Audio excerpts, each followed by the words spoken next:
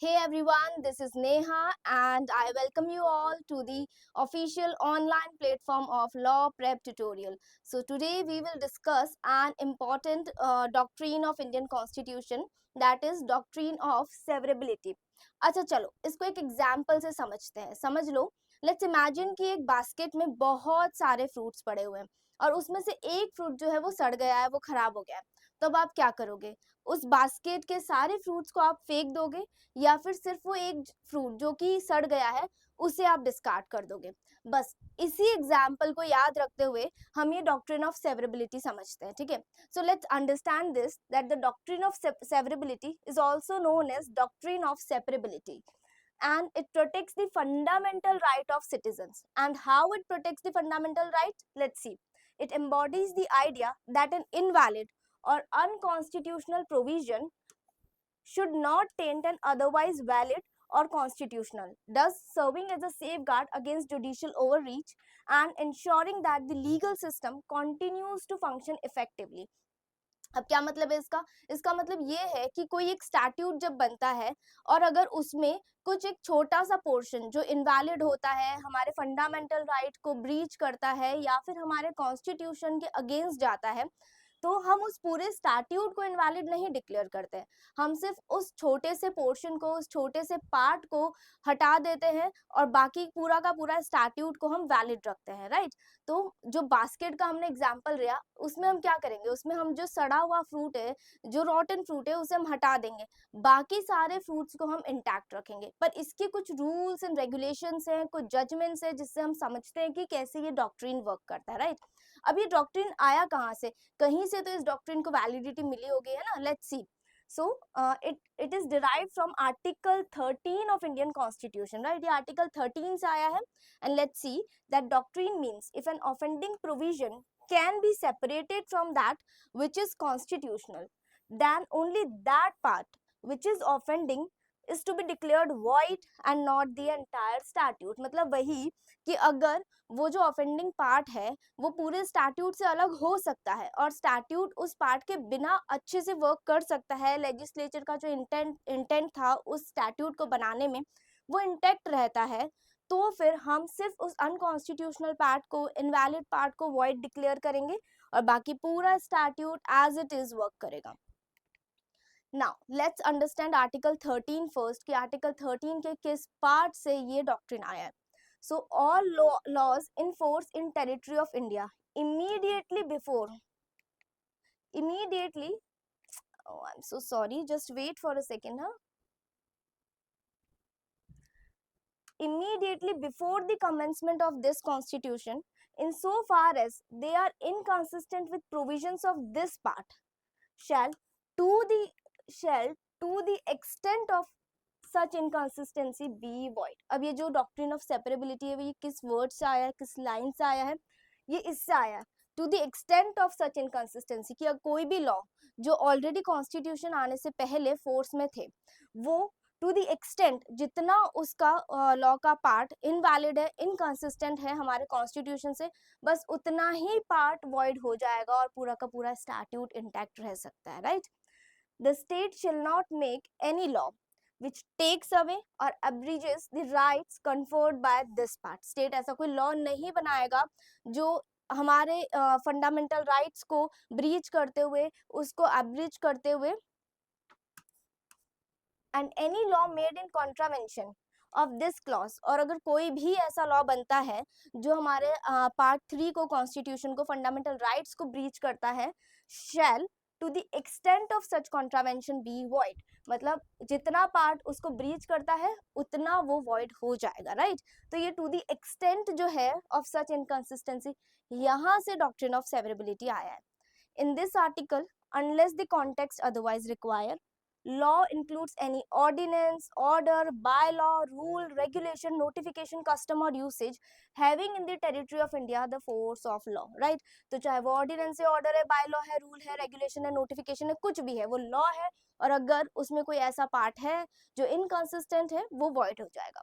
Law in force क्या होता है? Laws in force includes laws passed or made by legislature or other competent authority in the territory of India before the commencement of this constitution and not previously repealed, जो पहले repealed नहीं हुए, notwithstanding that any such law or any part thereof may not be then in operation either at all or in particular areas, and nothing in this article shall apply to any amendment of this constitution made under article 368.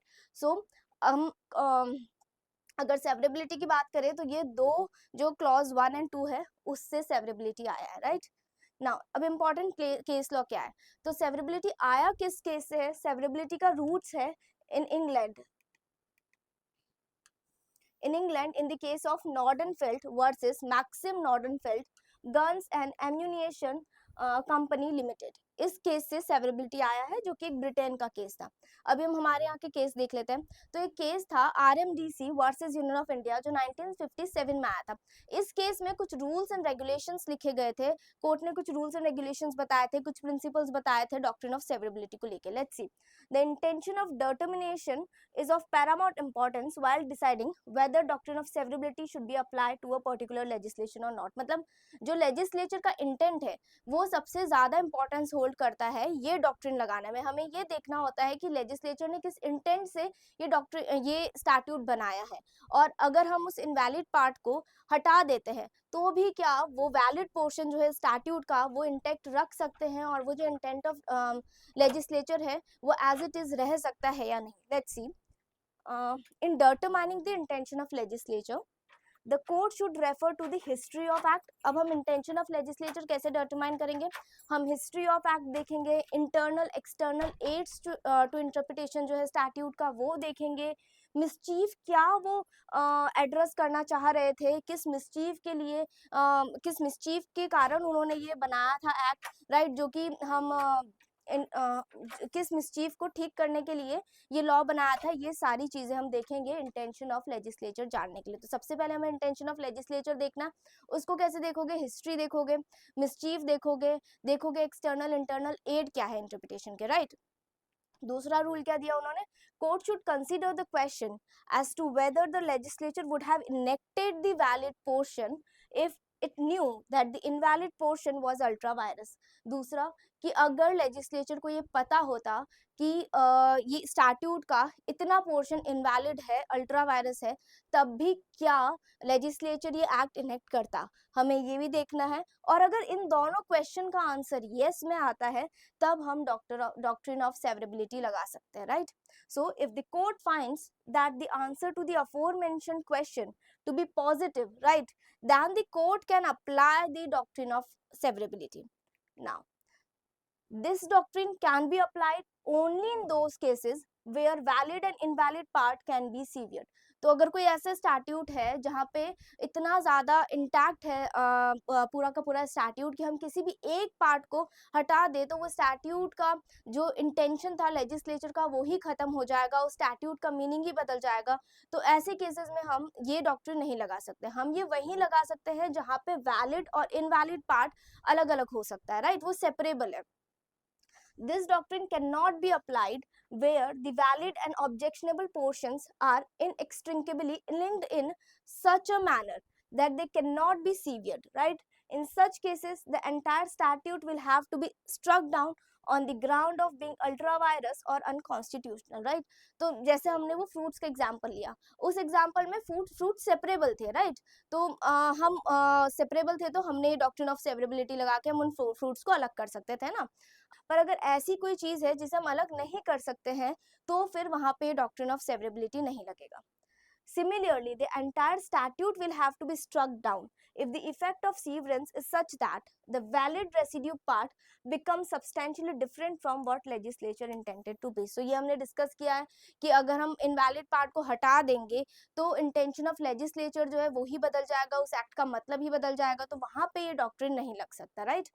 Now let's see next case, A.K. गोपालन versus state of Madras 1950 का case है। इसमें क्या हुआ था ना, preventive detention act 1950 question में था और कोर्ट ने सेक्शन 14 जो है इस एक्ट का उसे अल्ट्रा वायरस कर दिया था, ठीक है, on the doctrine of severability लगा के उन्होंने इस सेक्शन 14 को हटा दिया था और बोला था कि whole statute can not be struck down, right, It was also stated that in case of inconsistency, जहाँ पे inconsistency है to the constitution, only the disputed provision of the act will be void. जो disputed provision है सिर्फ वही void होगा and not the whole of it. And every attempt should be made to save as much as possible of the act. ये हमें हर attempt करना है, हमारी कोशिश ये होनी चाहिए कि हम पूरे स्टैट्यूट को अल्ट्रा वायरस ना करें, हम उस स्टैट्यूट को बचाएं और सिर्फ जो इनकंसिस्टेंट वाला पार्ट है उसे हम स्ट्रक डाउन कर दें. Now the next case is state of Bombay versus FN Balsara, 1951 का केस है. इसमें बॉम्बे प्रोहिबिशन एक्ट जो था वो क्वेश्चन में था और सेक्शन 8 जो उसके कुछ 8 सेक्शंस थे जिसे अल्ट्रा वायरस डिक्लेयर किया था कोर्ट ने, राइट, और पूरा का पूरा एक्ट जो है उसे वैलिड रखा था. तो 8 सेक्शंस जो उसे अल्ट्रा वायरस और इनवैलिड डिक्लेयर किया था. And the supreme court said that the portion which was invalid to the extent of fundamental right was separable from the rest of the act. And the fourth case is Kihoto Hollohan versus Zachillhu, 1992 का case है. इसमें क्या हुआ था, जो 10th schedule है constitution का उसका पैरा 7 जो है उसे इनवैलिड डिक्लेयर कर दिया था और जो पूरा 10th शेड्यूल है उसे इंटैक्ट रखा था. तो आप अपने कॉन्स्टिट्यूशन की बेरेक्ट में जाके देख सकते हैं पीछे 10th शेड्यूल उसमें जो पैरा 7 है वहाँ लिखा है कि ये अनकॉन्स्टिट्यूशनल है और इसे इसी केस में जो है इनवैलिड डिक्लेयर किया गया था. So court held that para 7 of 10th schedule is void and is severable from the main provision of 10th schedule. अभी हम लेटेस्ट केस में देखें तो नवतेज सिंह जौहर वर्सेस यूनियन ऑफ इंडिया का जो केस 2018 का है, सेक्शन 377 आईपीसी का, उसमें ये था दैट द सुप्रीम कोर्ट ने डीक्रिमिनलाइज किया था consensual same sex relations in this case. It declared that certain provisions जो है ना 377 के of the IPC are unconstitutional. कुछ provisions उसके unconstitutional है. The court held that the remaining provisions जो है 377 के could be upheld, कि remaining provisions as it is रह सकते हैं और कुछ provisions को उन्होंने doctrine of separability लगा के invalid declare किया था. These provisions did not violate the fundamental rights. The case applied the doctrine of severability, right? तो इसी तरह से severability work करता है. Now लेट्स सी, तो कुछ रूल्स हम इसके देख लेते हैं. सबसे पहला रूल है constitutional validity, right. So constitutional validity, if a particular section जो है किसी लॉ का वो वायलेट कर रहा है आपके फंडामेंटल राइट को या आपके कॉन्स्टिट्यूशन के अगेंस्ट जा रहा है, तो कोर्ट्स चेक करते हैं कि क्या पूरा जो रेस्ट ऑफ द लॉ है वो स्टैंड कर सकता है या नहीं, कि हम उस सिर्फ इनवैलिड पार्ट को हटा के रेस्ट ऑफ द स्टैट्यूट को रख सकते हैं या नहीं, अगर वो कॉन्स्टिट्यूशन के अगेंस्ट जा रहा है तो. नाउ सेकेंड है इंटेंट ऑफ लेजिस्लेचर, हमने देखा also plays a major role. Judges assess why the law was enacted to see whether its valid part can be preserved. हमें ये देखना होता है, जजेस ये देखते हैं कि ये एक्ट क्यों इनेक्ट किया गया था, क्या मिसचीव था जिसको क्योर करने के लिए एक्ट इनेक्ट किया था. पिथ एंड सब्सटेंस डॉक्ट्रिन यहाँ लगता है ये देखने के लिए कि कोर ऑब्जेक्टिव क्या है उस लॉ का, वो लॉ किस चीज को डील कर रहा है, right. So if the unconstitutional part is not central to the main purpose, कि जो लॉ बना है जिस पर्पस से वो लॉ बना है उसका सेंट्रल नहीं है वो अनकॉन्स्टिट्यूशनल पार्ट, तो it can be remove without affecting the rest, right. तो आप उसको रिमूव कर सकते हो और बाकी पार्ट को इंटेक्ट रख सकते हो. इंटरप्रिटेशन ऑफ स्टैट्यूट्स हम यहाँ अप्लाई करते हैं. जैसे हम स्टडी करते हैं, कोर्ट स्टडी करती है लैंग्वेज क्या है एक्ट की, स्ट्रक्चर क्या है एक्ट का, लेजिस्लेटिव बैकग्राउंड क्या था, मतलब हिस्ट्री क्या थी, जैसा हमने अभी देखा कि हिस्ट्री क्या थी उस एक्ट की, to determine if different provisions are interlinked और कैन बी सेपरेटेड. ये देखने के लिए क्या क्या दूसरे प्रोविजंस उस इनवैलिड पार्ट से इंटरलिंक्ड है और वो सेपरेट नहीं हो सकते, या वो इंटरलिंक्ड नहीं है और वो सेपरेट हो सकते हैं, right. Protection of fundamental right जो है हमेशा एक प्रायोरिटी रहता है कि फंडामेंटल राइट के अगर अगेंस्ट कोई भी पोर्शन जा रहा है तो हम उसे हटा देते हैं, right. If a provision is violated on core constitutional rights, its impact is carefully weighed to decide whether it must be removed entirely on its part. ठीक है. नाउ अब क्रिटिसिज्म क्या है, कुछ क्रिटिसिज्म भी है इस डॉक्ट्रिन के. Let's see. सबसे पहला क्रिटिसिज्म है कि ये जो डॉक्ट्रिन है ना रिक्वायर्स द कोर्ट कि वो कोर्ट डिटरमाइन करे कि इंटेंशन क्या है लेजिस्लेचर का, राइट. तो the courts have to answer the question, right, as to whether the legislature would have passed the concerned statute had it known that the some part of statute were constitutionally invalid. तो court को ये देखना पड़ता है कि अगर legislature को पता था या पता होता, लेट्स से पता होता कि ये इसका ये इनवैलिड पार्ट है, तो भी क्या लेजिस्लेचर इस एक्ट को इनेक्ट करते. Plus, however, no legislature passed a statute with the idea that some of it may be constitutionally objectionable. पर अगर हम ऐसे देखें, सही में देखें तो लेजिस्लेचर, कोई भी लेजिस्लेचर ऐसा एक्ट क्यों ही पास करता जिसका कुछ पोर्शन जो इनवैलिड होता? अगर उन्हें पता होता तो वो एक्ट क्यों ही पास करते, right? Plus courts have the dubious function of determining the intent that never existed. Plus court को ये भी डिटरमाइन करना पड़ता है कि इंटेंशन क्या था लेजिस्लेचर का. हम वो इंटेंशन अज्यूम करते हैं, हमें नहीं पता होता कि इंटेंशन क्या था. हम बस डिफरेंट डिफरेंट सोर्सेज को लेके, इंटरप्रिटेशन ऑफ स्टैट्यूट्स को लेके हम अज्यूम करते हैं कि क्या इंटेंशन हो सकता है कोर्ट का, right? There is no evidence, कोई एविडेंस नहीं है हमारे पास कि यही इंटेंशन था लेजिस्लेचर का. As to the actual intent of legislature and the hypothetical intent is based merely on views of court. हम एक hypothetical intention ही लेते हैं, right? ये सबसे पहला criticism है. Doctrine of severability gives the courts the power to exercise or expand the scope of particular statute, right? And this may amount to transgression into legislative field, क्योंकि पूरा का पूरा एक्ट स्क्रूटिनी में आ जाता है. अगर छोटा सा भी पार्ट इनवैलिड दिखता है तो कोर्ट को उसका इंटेंशन देखना पड़ता है. लेजिस्लेचर का कोर्ट को सारे सेक्शंस देखने पड़ते हैं कि क्या वो इंटरलिंक्ड है या नहीं है. इसलिए पूरा का पूरा एक्ट जो स्क्रूटिनी में आता है और वो transgression into the legislative field हो सकता है. Next, doctrine of severability also expends the scope of particular suit और पेटिशन. कैसे? अब ये हो सकता है कि आपने पेटिशन की है किसी पर्टिकुलर सेक्शन को लेके किसी एक्ट की, ठीक है. अभी क्या होगा जब कोर्ट को पता चला कि नहीं ये तो इनवैलिड है, तो पूरा का पूरा एक्ट जो है स्क्रूटिनी में आएगा, पूरा का पूरा एक्ट को देखा जाएगा, राइट? तो इसी तरह से वो जो पर्टिकुलर सूट है जो सिर्फ एक सेक्शन से डील करता था, अब वो सूट का स्कोप बढ़ गया है, अब पूरा एक्ट ही स्क्रूटिनी में आ गया, right? The petitioner might have challenged a particular provision of a statute, but if the court determines that provision जो है वो unconstitutional है, then the validity of entire statute come under scrutiny. Once the court finds that the provision challenged by the petitioner is ultra virus, कि जो petitioner ने challenge किया है provision वो ultra virus है, right? It goes on to examine whether remaining provisions are valid. फिर court देखेंगे कि remaining provisions valid है and whether they can be severed from the objectionable part. तो पूरा का पूरा जो है एक्ट वो स्क्रूटिनी में आ जाता है. अब हम इसको बाकी डॉक्ट्रिन से एक बार डिफरेंस देख लेते हैं. जैसे सेवरेबिलिटी क्या है कि अगर एक पार्ट अनकॉन्स्टिट्यूशनल है तो वो पार्ट अगर रिमूव हो सकता है तो सिर्फ उसी को रिमूव करो और बाकी पूरा लॉ जो है कंटिन्यू रखो. जैसे कि लॉ जो है उसमें कोई लॉ है, लेट्स से कोई लॉ है जिसमें 5 सेक्शन है, सेक्शन 3 जो है वो वायलेट कर रहा है फंडामेंटल राइट को, तो हम बाकी के सेक्शन को रखेंगे और 3 को रिमूव कर देंगे. पर एक्लिप्स क्या है? एक्लिप्स में लॉ क्या होता है, उसे हटाया नहीं जाता है, वो सिर्फ एक डोरमेंट स्टेट पे होता है, वो इनएक्टिव होता है, वो डेड नहीं होता है. और जब वो इनकंसिस्टेंसी हट जाएगी तो वो लॉ वापस से जो है ऑपरेटिव पार्ट में आ सकता है, राइट? सो कि भाई क्या है, a law is not completely dead, it becomes inactive, overshadowed due to fundamental rights. Let's say जो प्री कॉन्स्टिट्यूशनल लॉ है वो वायलेट करते हैं फंडामेंटल राइट को, अगर वो वायलेट करते हैं तो वो अनएनफोर्सेबल हो जाएंगे, वो एक्लिप्स में चले जाएंगे. पर जब ये इनकंसिस्टेंसी हट जाएगी ना तब वो लॉ जो है अगेन एक्टिव हो सकते हैं, right? Now doctrine of waiver क्या है कि क्या एक इंसान अपने फंडामेंटल राइट्स को गिव अप कर सकता है विलिंगली? Answer is no. अगर आप बोलते हो कि नहीं I don't want my right to equality, तो कोर्ट इसको अलाउ नहीं करेगा, क्योंकि ये फंडामेंटल राइट्स कोई भी इंसान अपनी मर्जी से वेवर नहीं कर सकता.